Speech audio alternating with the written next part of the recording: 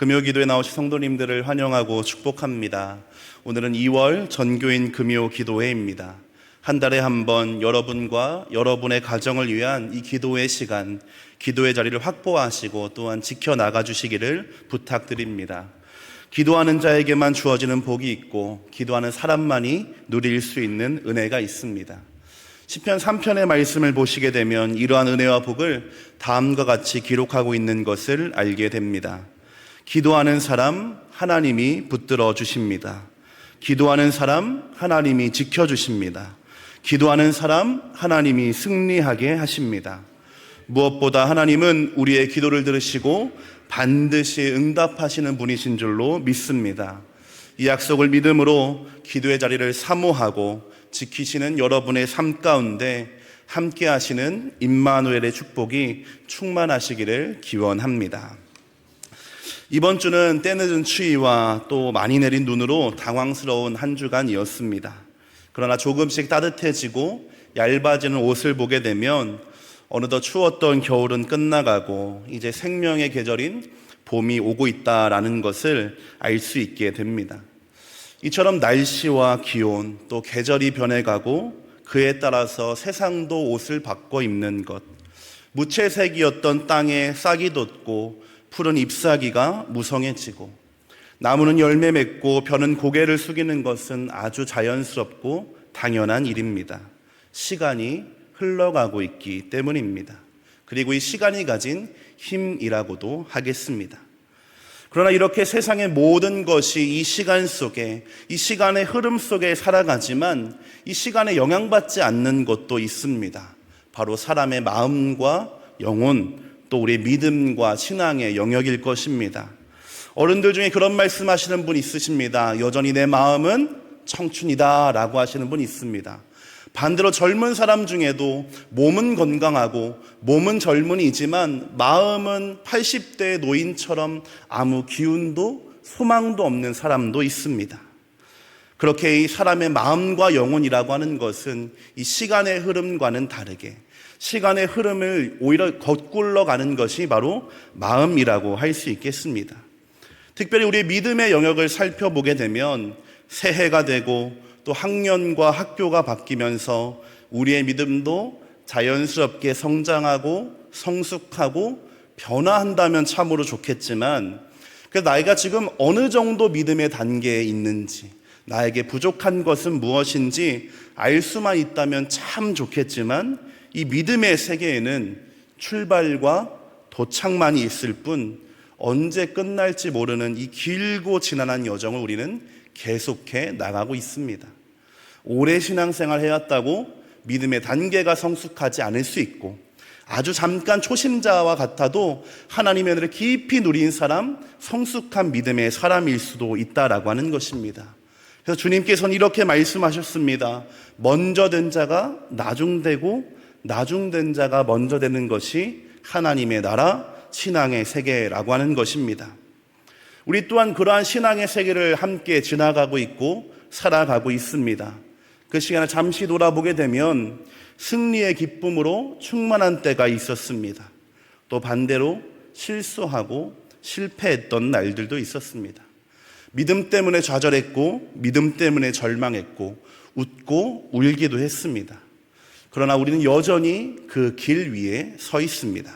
그리고 우리는 여전히 가야 할 길이 남아 있습니다. 그것이 하나님 앞에 서게 되는 그 순간 끝나게 되는 이 믿음의 여정이 어렵게 느껴지고 부담스러운 이유 중에 하나일 것입니다. 오늘 우리가 함께 읽은 본문의 이스라엘도 이와 같은 마음이었습니다.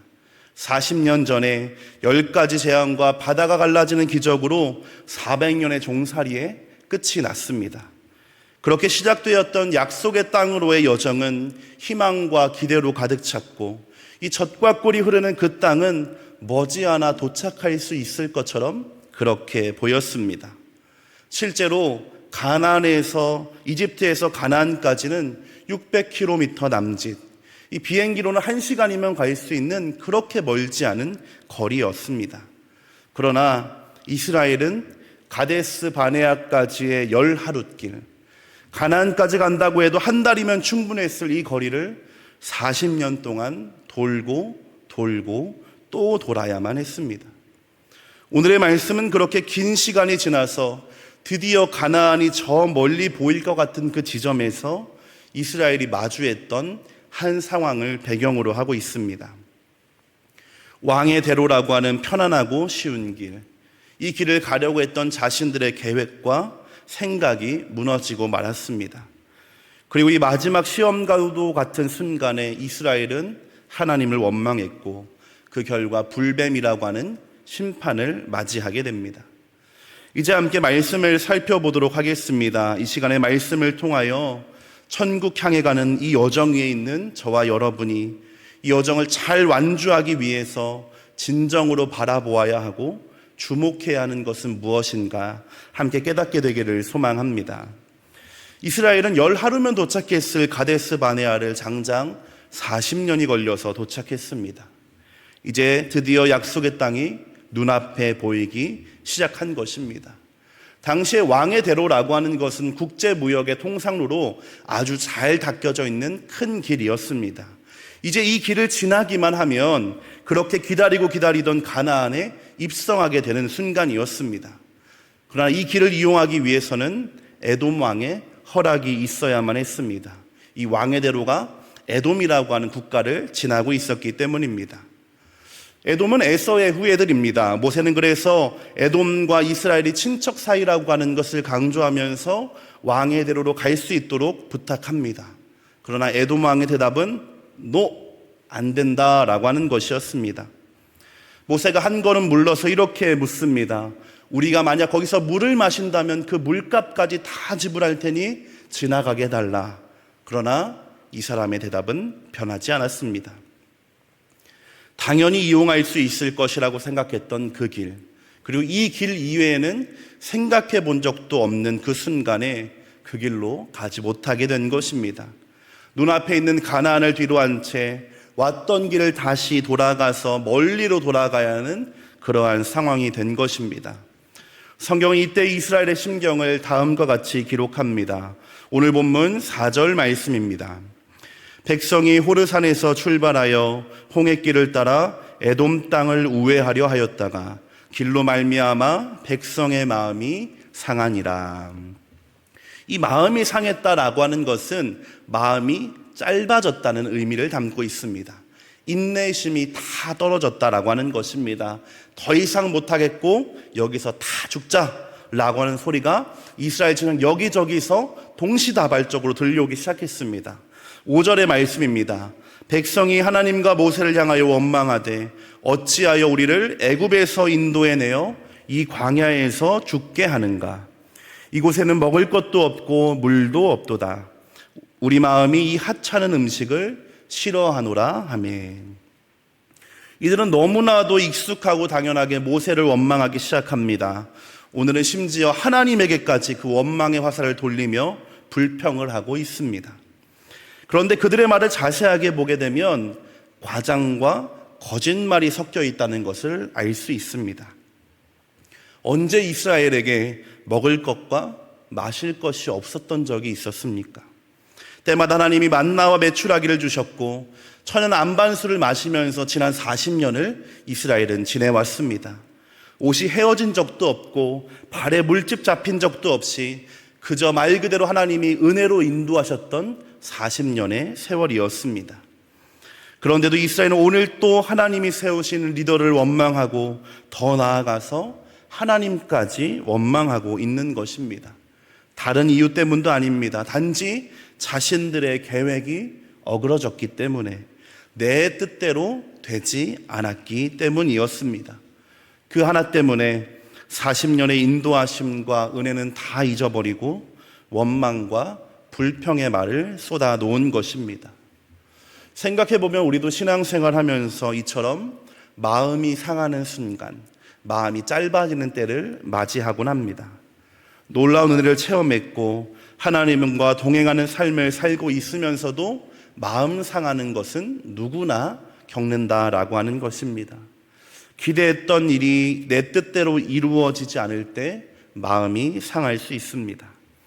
간절하게 기도했는데 그 응답이 되지 않거나 지연된다고 느낄 때 마음이 상할 수 있습니다. 생각하지도 못했던 어려움이 닥쳐올 때 마음이 상하기도 하고 때로는 사람들의 말과 행동에 상처 입기도 합니다. 그래서 마음을 잘 돌보고 지키는 것이 중요하다라고 하겠습니다. 이 생명의 근원이라고 성경이 말하고 있는 마음이 상하게 되면 우리의 감정과 기분만이 상할 뿐만 아니라 건강에도 영향을 미치고 관계도 흐트러지게 되고 믿음까지 틀어지게 되는 것, 마음에 달린 일이기 때문입니다. 그리고 이렇게 짧아진 마음, 상한 마음에는 원망과 불평이 싹트게 되고 이렇게 원망과 불평은 불뱀의 심판으로 이어지게 됨을 우리는 기억해야 할 것입니다. 조금 더 이 마음에 대해서 살펴보게 되면 마음을 지키는 방법, 그렇다면 이 중요한 마음은 어떻게 하면 지킬 수 있을까 생각해 보게 됩니다. 요즘에 신앙이 없는 분들도 마음 중요한 것 다 알게 된 것 같습니다. 마음 공부라는 말도 있고 마음을 위한 수양을 위한 여러 가지 프로그램들 굉장히 다양하게 있습니다. 그런데 중요한 것은 그렇다면 믿음 가진 우리의 마음은 어떻게 지켜나갈 수 있을까라고 하는 것이 되겠습니다. 조금 전에 제가 말씀드린 것처럼 모든 지킬 만한 것 중에 마음을 지키라라고 하는 잠언 4장 23절 이 구절의 앞과뒤를 살펴보게 되면 어느 정도 이 마음 지키는 방법에 답을 찾을 수가 있습니다. 잠언 4장 20절부터 22절 또 24절의 말씀입니다. 이 화면을 보시고 함께 읽겠습니다. 내 아들아 내 말에 주의하며 내가 말하는 것에 내 귀를 기울이라.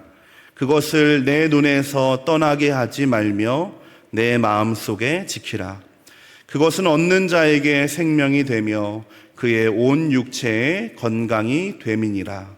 구부러진 말을 내 입에서 버리며 비뚤어진 말을 내 입술에서 멀리하라. 아멘. 하나님의 말씀을 듣고 보고 읽는 것 그 첫 번째가 되겠습니다. 마음이 상하지 않도록 원망과 불신앙의 뿌리가 내리지 않도록 하는 최소한의 방어책입니다. 이 하나님 말씀을 보고 읽고 듣는 것을 제가 지금 최소한의 방어책이라고 했습니다. 아주 소극적인 방법이라고 하는 것입니다. 이 세상 살아가는 성도에게 하나님의 말씀은 선택하는 것, 추가해서 하는 것이 아니라 우리 마음과 영혼 지키기 위해서 아주 기본과 기초처럼 선행되어야 한다라고 하는 것입니다. 이마저도 없으면 날마다 불어오는 세상의 바람 속에 우리 마음은 한순간에 흔들리고 흐트러지고 말 것입니다. 그러하기에 성경은 이 마음 지킴의 첫 번째 단계로 하나님의 말씀을 보고 듣고 읽으라라고 말하고 있는 것입니다. 24절을 보시게 되면 구부러진 말과 또 비뚤어진 말이라고 했는데 이것은 부정적이고 남을 비난하고 해치는 말을 의미합니다. 이스라엘이 모세와 하나님을 향한 원망도 불평의 소리도 여기에 포함된다라고 할 수 있겠습니다. 이러한 말을 삼가해야 하는 이유는 모든 불평과 불만 또 폭언의 제 첫 번째 청자가 바로 나이기 때문입니다. 내 입에서 가장 가까운 귀는 나의 귀입니다. 그러므로 내 기분 때문에 상한 감정 때문에 툭 하고 내뱉은 가시돋친 말은 상대의 마음에 도착하기 전에 먼저 내 마음에 도착한다라고 하는 것입니다. 그래서 말을 조심해야 하는 것이고 특별히 부정적인 언어는 삼가라라고 성경은 가르쳐주고 있는 것입니다. 이 하나님의 말씀을 보는 것과 말 조심하는 것 어쩌면 너무 당연하게 여겨지는 것들이지만 그렇기에 쉽게 지나치는 것이기도 합니다. 사랑하는 성도 여러분, 하나님의 말씀인 성경을 듣고 읽으시기를 바랍니다. 여러분의 눈과 귀를 세상의 소리, 사람의 소리보다 하나님의 말씀을 향할 수 있도록 하여 주시기를 바랍니다. 그것이 여러분의 마음을 지켜줄 것이고 여러분의 믿음과 영혼을 지켜줄 줄로 믿습니다. 세상의 공격과 유혹으로부터 보호하는 방어막 하나님의 말씀입니다. 우리가 보다 적극적으로 해야 하는 것들도 있습니다. 쉽게 내뱉을 수 있는 말 한마디, 기분 따라서 툭 하고 하는 그 말이 상대방에게 상처가 되기도 하지만 무엇보다 나의 영혼을 상하게 합니다. 자신의 혀를 길들일 줄 아는 사람, 그 어떤 세상의 풍파에도 흔들리지 않는 견고한 인생이 될 줄로 믿습니다. 계속해서 말씀을 보도록 하겠습니다. 오늘 이스라엘의 모습을 봅니다. 특별히 민수기에 나타나는 이스라엘을 요약하면 한 단어로 요약할 수 있습니다. 바로 그것은 원망이라고 하는 단어입니다. 민수기 광야의 여정의 모든 순간순간마다 이스라엘은 원망하는 존재로 표현되고 그렇게 살아갑니다. 그런데 말씀을 읽어가다 보면 이스라엘 원망의 모습과 함께 두드러지는 하나님의 한 가지 방법이 있습니다. 하나님께서 이 원망하는 장면, 원망하는 태도를 아주 엄정하게 심판하고 있다라고 하는 것입니다. 40년 전에 가나안을 향해 나아갔던 정탐꾼의 태도와 이스라엘의 원망을 하나님은 이렇게 말씀하셨습니다. 민수기 14장에 있는 말씀들입니다. 내 영광과 애굽과 광야에서 행한 내 이적을 보고서도 이같이 10번이나 나를 시험하고 내 목소리를 청종하지 아니한 그 사람들은 내가 그들의 조상들에게 맹세한 땅을 결단코 보지 못할 것이요 또 나를 멸시하는 사람은 한 사람도 그것을 보지 못하리라. 그들에게 이르기를 여호와의 말씀에 내 삶을 두고 맹세하노라. 너희 말이 내 귀에 들린 대로 내가 너희에게 행하리니. 아멘. 출애굽 1세대는 약속의 땅에 들어가지 못하며 너희 말이 내 귀에 들린 대로 너희가 말하는 대로 하나님 행하시겠다라고 하신 것입니다. 불평하면 불평한 그대로, 원망하면 원망한 그대로 이루리라 라고 하는 것이니 하나님께서 이스라엘에게서 이 원망이라고 하는 것을 얼마나 제거하기 원하셨는지 우리는 알 수가 있습니다. 하나님이 이렇게 원망을 다루시는 이유는 원망이라고 하는 것이 단순히 상황에 대한 불평이나 판단이 아니라 하나님을 대적하고 대항하고 반대하는 일이기 때문입니다. 하나님이 원망에 대해서 이렇게 엄하게 엄정하게 말씀하시는 것은 원망이 단순히 감정의 문제가 아니라 하나님이 행하시는 일에 대해서 대적하는 것이고 대항하는 것이고 반대하는 일이기 때문입니다. 그리고 태초 이래 사람에게 뿌리 깊게 자리 잡은 죄와 타락의 근본 원인 바로 이 원망이기 때문입니다. 왜냐하면 이 원망의 이면에는 하나님의 약속을 신뢰하지 못하는 불신앙이 자리 잡고 있기 때문에 그렇습니다. 아담과 하와의 범죄, 또 아브라함과 같은 위대한 믿음의 사람들의 타락, 지금 우리가 보고 있는 이스라엘의 광야 생활의 시작이 이렇게 시작된 것도 다 이 한 가지 이유 때문이었습니다. 하나님의 말씀을 믿지 못해서 나의 방법을 찾게 하고 하나님의 약속을 신뢰하지 못함으로 불평하다가 오랜 시간을 허비하게 되었던 것입니다. 그래서 오늘 말씀도 보시면 하나님의 심판이 아주 신속하게 이루어졌다라는 것을 우리는 알 수 있습니다. 그 흔한 진노하셨더라라고 하는 구절도 없이 그러자 여호와께서 불뱀을 보내셨다라고 하는 아주 단순하고 객관적인 진술만이 기록되고 있습니다. 마치 당연한 일인 것처럼 하나님이 불뱀을 보내시는 데에 어떠한 주저함이나 망설임이 없으셨다라고 하는 것입니다. 왜냐하면 40년 전 출애굽과 광야의 시절부터 이들에게 깊이 뿌리내리고 있는 원망이라고 하는 종양, 이 원망이라고 하는 암덩어리를 제거하지 않으면 이제 젖과 꿀이 흐르는 그 비옥한 땅과 고도로 발전되어 있는 가나안의 문명 속에서 이스라엘은 더 이상 하나님의 백성으로서의 정체성을 지키며 살아갈 수 없는 것이 분명했기 때문입니다. 이제 가나안을 눈앞에 두고 있는 마지막 순간에 하나님은 다시 한번 이들에게 가르치기 원하셨던 것입니다. 원망이 아니라 하나님을 바라보는 방법, 나의 뜻과 계획이 아니라 하나님의 뜻과 계획을 신뢰하는 방법, 어디에서 살아가든지 하나님의 백성답게 살아가는 것이 무엇인가 마지막까지 하나님은 지금 가르쳐주고자 했다라고 하는 것입니다. 왜냐하면 이스라엘을 구원하신 하나님의 목적과 목표가 단순히 가나안의 입성에 있는 것이 아니라 그들이 하나님의 백성이 되는 것에 있었기 때문입니다. 이스라엘을 인도하시고 구원하신 그 모든 이유가 단순히 너를 내가 구원하여서 좋은 땅에 이끌었다 라고 하는 것에 있는 것이 아니라 그 모든 과정과 시간을 통하여서 이들이 하나님의 백성이 되는 것, 그래서 하나님의 백성인 이스라엘 통하여 하나님의 은혜와 복이 온 열방 가운데 흘러가는 것이 하나님의 뜻과 목적이었기 때문에 하나님은 마지막까지 포기하지 않고 이스라엘을 가르치고 계시다라고 하는 것입니다. 그래서 하나님이 이 문제를 놓고 씨름하셨던 것이고, 하나님이 이 문제로부터 자유할 수 있도록 이스라엘을 가르쳐 주었음을 우리는 기억해야 할 것입니다. 다행히도 40년의 이 긴 광야에서의 시간은 이스라엘에게 아주 의미 없는 시간은 아니었던 것 같습니다. 불뱀에 물린 사람들이 죽어나가자 그들은 이 문제의 원인이 자신들에게 있음을 깨닫게 됩니다. 오늘 본문 7절의 말씀입니다. 7절 말씀을 우리 함께 읽겠습니다. 백성이 모세에게 이르러 말하되 우리가 여호와와 당신을 향하여 원망함으로 범죄하였사오니 여호와께 기도하여 이 뱀들을 우리에게서 떠나게 하소서. 모세가 백성을 위하여 기도하매. 정확하게 자신의 잘못됨을 고백하며 하나님 고쳐주시기를 간구합니다. 이상적인 회개의 모습이라고 할 수 있겠습니다. 그리고 고난이 주는 유익이 무엇인지 단적으로 보여주는 사례입니다. 세상에 사는 모든 사람들, 우리도 마찬가지이지만 그 어떤 누구도 자신의 삶에 고난과 시련 닥쳐오기를 바라는 사람은 아무도 없습니다. 우리는 일생에 고난이 없기를 바라고 고난이 마치 심판인 것처럼 두려워하면서 살게 되지만 성경이 우리에게 알려주고 있는 수많은 고난에는 이유 없는 고난도 있고 오히려 거룩하기에 잘하고 있기에 마주하게 되는 고난도 있다는 것을 알려줍니다.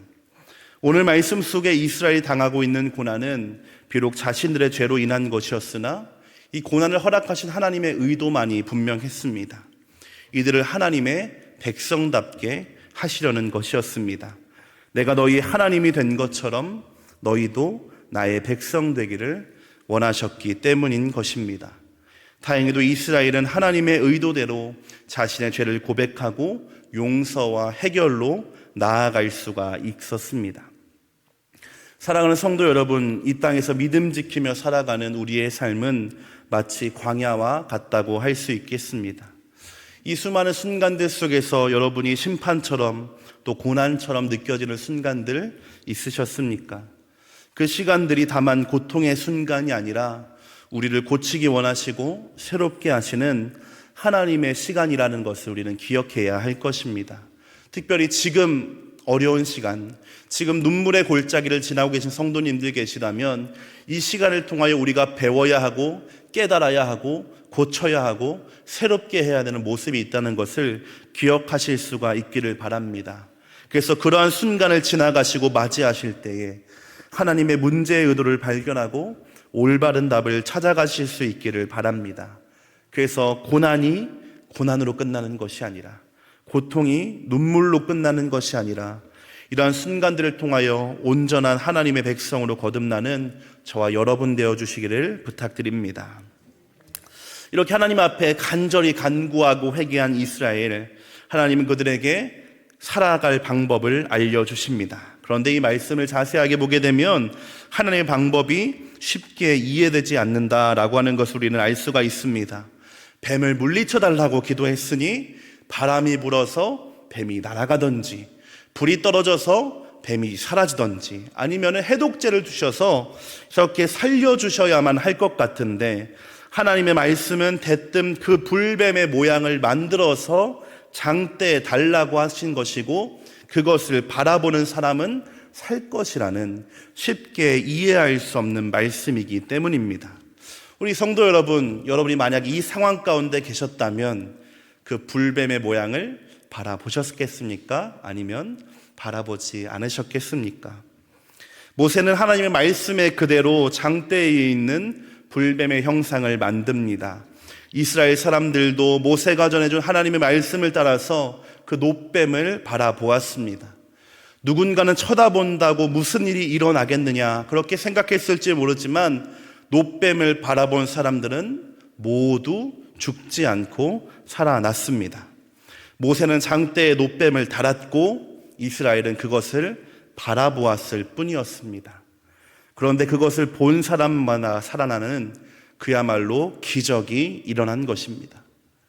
신비하게까지 보이는 이 일은 하나님께서 그 롯으로 받는 뱀에 해독하는 능력을 불어넣으셨기 때문이 아닙니다. 오히려 놋뱀이라고 하는 것, 불뱀의 형상은 심판과 저주의 상징이어서 다시는 보고 싶지 않은 그러한 형상이었습니다. 그럼에도 모세는 하나님의 말씀대로 놋뱀을 만들어 장대에 달았고, 이스라엘은 그가 전해준 말씀대로 장대 위를 바라본 것, 하나님의 말씀하신 그대로 행한 것이 이 사건과 기적의 전부입니다.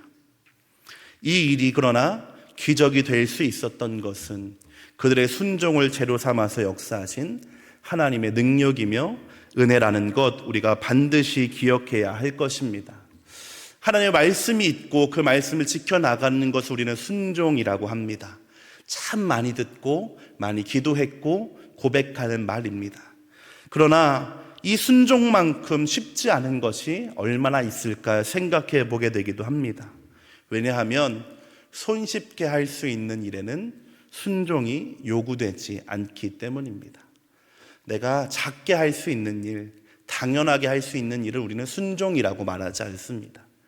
오늘 말씀처럼 죽음의 순간에 의미 없어 보이는 장대를 바라보는 것에 순종이 필요합니다.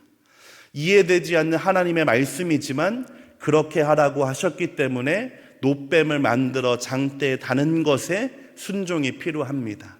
어려운 나의 삶이 그대로 있지만 그럼에도 불구하고 하나님 앞에 나아오라고 하실 때 나아가는 것에 순종이라고 말하고, 예배할 수 있는 전혀 어떠한 이유와 조건과 상황도 아니지만 예배할 때 우리는 순종이라는 말을 붙이기 때문입니다.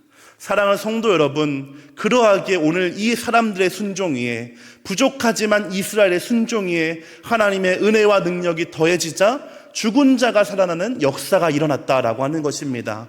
우리의 삶에도 하나님의 능력이 필요하고 하나님의 은혜가 필요하고 하나님의 도우심과 기적이 필요한 줄로 믿습니다. 그리할 때 우리가 준비해야 할 것은 무엇입니까? 그리할 때 우리가 마땅히 마련해야 될 것은 무엇입니까? 나의 삶에 하기 어려운 일, 나의 삶에 할 수 없는 일, 그것만은 아니라고 말했던 그 일을 하나님 앞에 드리는 그러한 순종이 필요한 줄로 믿습니다. 그리할 때에 늘 연약하고 부족해서 이스라엘 바라볼 때 마치 내 모습인 것처럼 생각되는 우리의 삶이지만 그 위에 하나님의 은혜가 더해지고 하나님의 능력이 더해지면 기적의 순간이 나타나게 되는 줄로 믿습니다. 성도 여러분, 오늘 여러분이 이렇게 순종함으로 바라보아야 하실 것은 무엇입니까? 내 생각과 경험으로는 하나도 이해되지 않지만 하나님의 말씀이기 때문에 그렇게 행해야 하는 일은 무엇이십니까? 성령께서 우리의 마음과 생각을 지키고 주관해 주셔서 그것이 깨달아지고 기억나게 되기를 소망합니다. 그리고 그것이 생각나게 될 때에 주신 말씀 그대로 순종하고 주신 말씀 그대로 행하여서 무한하신 하나님의 능력을 경험하는 저와 여러분 되어지기를 간절하게 소망합니다. 우리는 지금 사순절의 기간을 지나가고 있습니다. 오랫동안 사순절이 가진 영성은 나의 것은 줄이고 하나님의 것은 늘려가는 것입니다. 내가 먹는 것과 내가 누리고 향유하는 것은 줄이고 십자가의 주님을 묵상하며 어려운 이웃들과 그 은혜를 묵상하는 것이 이 사순절이 가진 의미이고 영성이라고 할 수 있겠습니다. 이 40일간에 마치 이스라엘 지났던 40년을 줄여놓은 것 같은 이 40일을 우리가 지나가게 될 때에 예수 그리스도의 십자가 안에서 우리의 연약함이 드러나게 되고 돌아보고 고쳐야 할 것이 드러나게 되기를 소망합니다. 그리고 그러한 모습 있는 그대로 주의 십자가 앞에 가지고 나아갈 때에 새롭게 하시고 온전하게 해주시는 은혜가 우리 모두의 삶에 충만하기를 간절하게 소망합니다.